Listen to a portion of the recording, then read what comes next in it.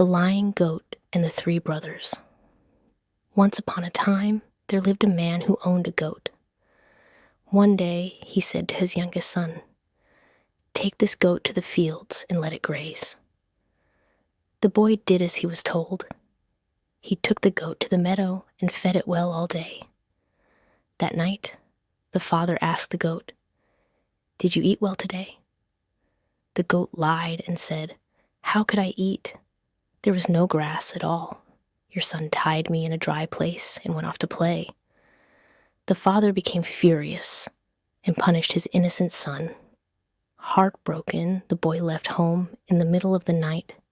The next day, the father sent his second son. The boy cared for the goat all day. But that night, the goat told the same lie. The second son was also punished, and he too left home. Then the oldest son went. He fed the goat well.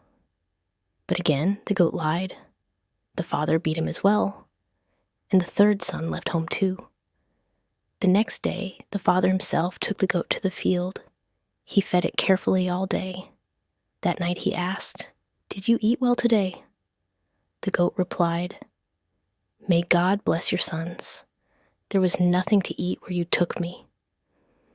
At that moment, the man realized the truth.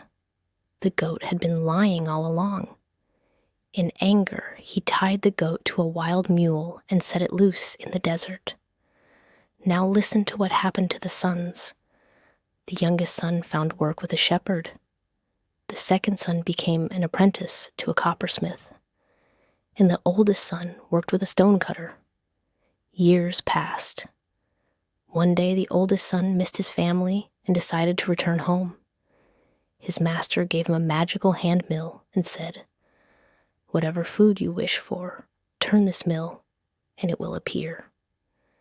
The young man took the mill and set off. Along the way, he stopped at a mill house. There he tested the magic. He wished for food, and as he turned the mill, rice, roasted chicken, and fruits appeared.